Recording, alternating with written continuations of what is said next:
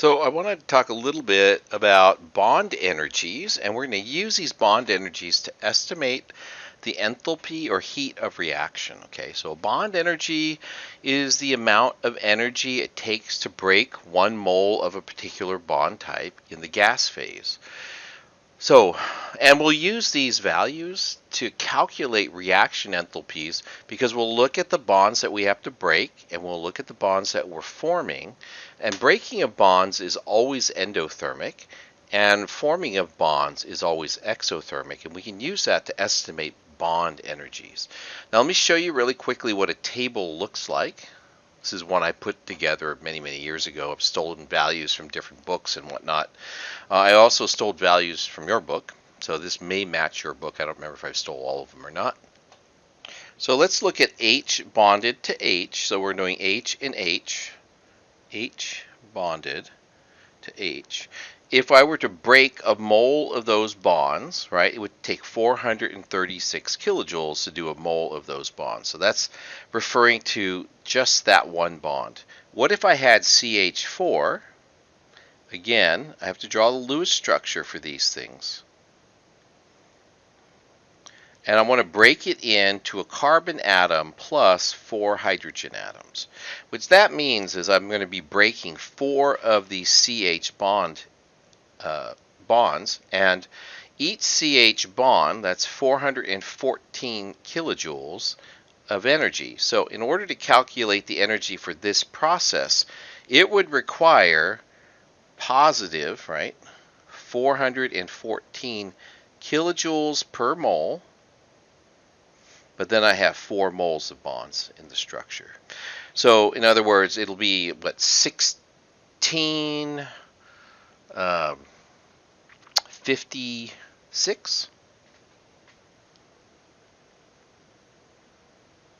kilojoules.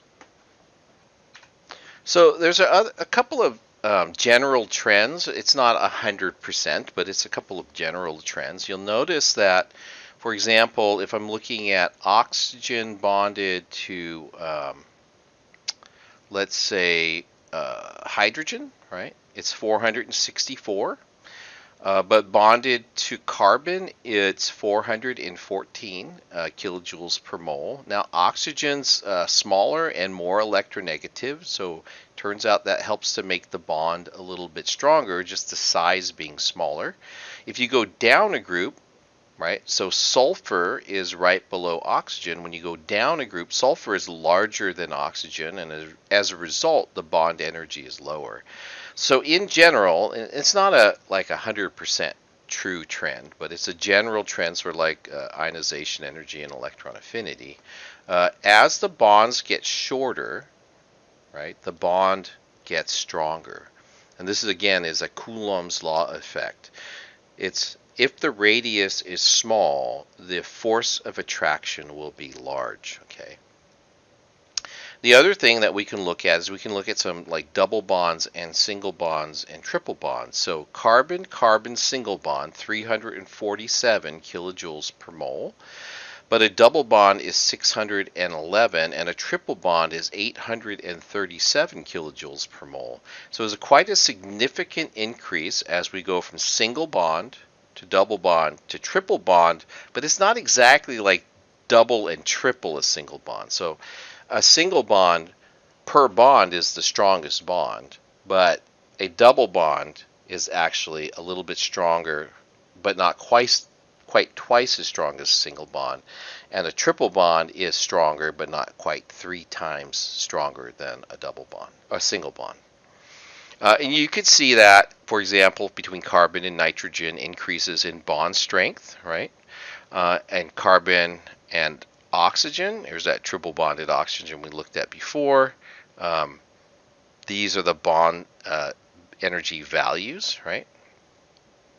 And then we'll notice also in SO versus in SO2 versus SO in SO3, there's slight differences in the double bond between the sulfur and oxygen having to do with resonance. So this slide helps us understand how we're going to use bond energies to estimate reaction enthalpies. Okay, so heats of reaction. And basically it's going to work like this. You need to have Lewis structures, one. We're going to calculate the energy required to break all the necessary bonds in a reaction, okay? And then we're going to calculate the energy that will be released when the new bonds in the compound are formed. So breaking bonds is always endothermic. Making bonds is always exothermic. And between these two numbers, we can calculate the heat of the reaction from the difference of these two numbers. Okay, so let's talk about how we're going to do that. Delta H of the reaction will be calculated as, and you have to be careful, people will say this online and in books two different ways, okay? And they lead to the same answer provided you understand how the numbers are being used. But if you're going to think about it in terms of endothermic versus exothermic, what you're going to do simply is take the delta H to break, which will be a positive number, and add it to the delta H to make, and that'll be a negative number, okay? Or what you can do is just take this number and not change the sign, not think about the direction, and subtract this number, and it turns out you'll end up with the same number. In essence, I'm just saying when we do it this way, we take into account the sign of the second reaction and simply add it to the first reaction. So the first reaction is breaking bonds, the second is to make the bonds. Now, in this particular example, I want to make sure you understand how we're sort of cataloging the numbers. So I've shrunk the picture down a little bit, but we can write the reaction out here. And this is actually how you'll see it on the final slide. So you'll have this room when you're taking notes to write. But we're going to have CH4. Now this all has to be in the gas phase.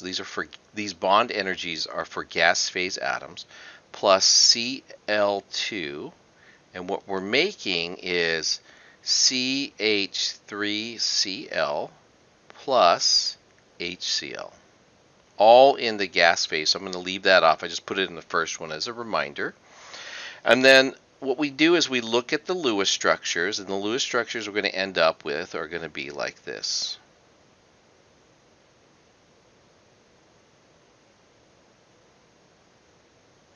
And we have pairs of electrons all around here.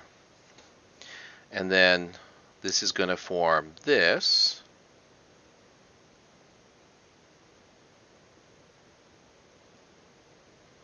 And this. So that's the reactants and products and in their Lewis structure form. So in order to form the product, right, I don't have to break all the CH bonds. All I really need to do is break one. So I have one CH bond that needs to be broken here. And then I have one Cl-Cl bond that needs to be broken here.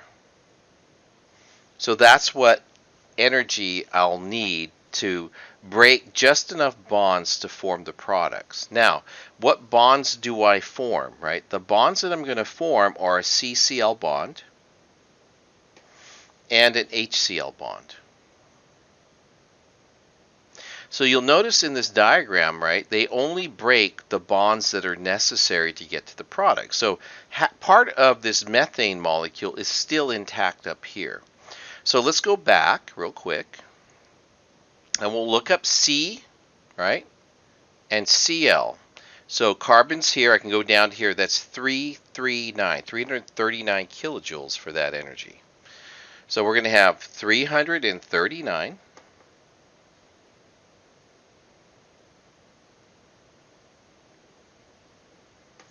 And then for HCl, we'll look up H, right, and go down to Cl. It's 431 kilojoules. So this energy is 431. And the CC, single bond, that's this bond that's down here, will go up here or Cl-Cl single bond is here, and then I got to go all the way over until I get underneath the chlorine, so that's 240. So this energy that's here, this is 240. Again, kilojoules per mole, but it's for one of them, so it'll just be 240 kilojoules. This is all kilojoules up here. And then I need to break one CH bond. So the CH bond is this one we looked at before, actually. It's 414. So this is 414 kilojoules. Now, the energy of breaking bonds is just going to be this. Delta H to break is going to be 414 plus 240. So that should be, what, 664, like that. Oh, sorry, 654.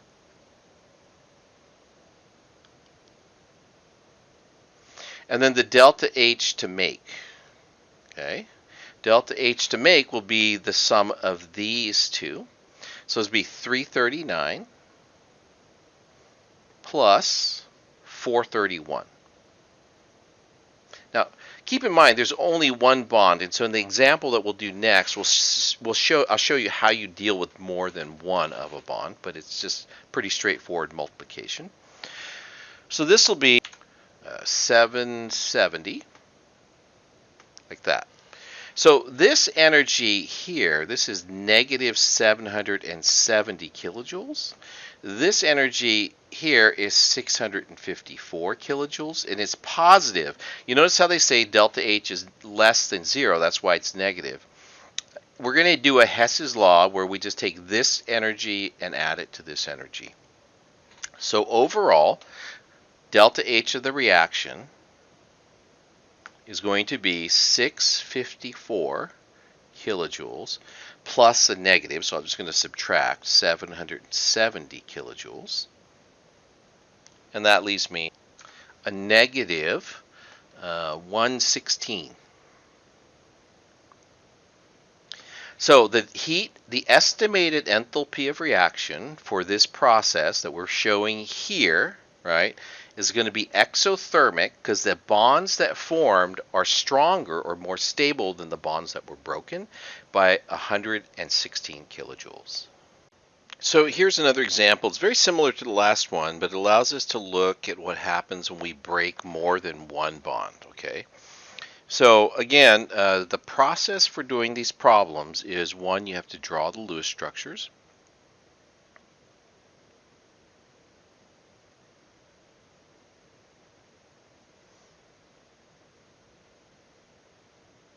Second thing you have to do is you have to decide on the bonds that are broken and the bonds that are formed. So these are the bond changes, okay?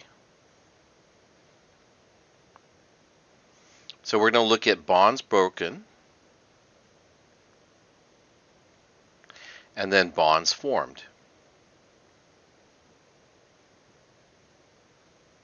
And then the last thing we'll be doing is then calculating the energy, the delta H for the bonds broken, and then also the delta H for the bonds, let me just say formed. And then the last thing that we do is we calculate delta H by taking into account that we have delta H of the broken bonds plus the delta H of the formed. We have to take into account also that forming bonds is an exothermic process and breaking bonds is an endothermic process when we do our math, okay? So let's look at the Lewis structures real quick. I'm just going to draw them. CH4. Again, this is very similar to the last problem, so this is the same Lewis structure. And Cl2. And then the formula for the Lewis structure for the product is this. This is actually chloroform. Oh, actually, it's not. It's methylene chloride. So CH2, Cl. The last one was chloroform, actually. And then I also have H2 forming.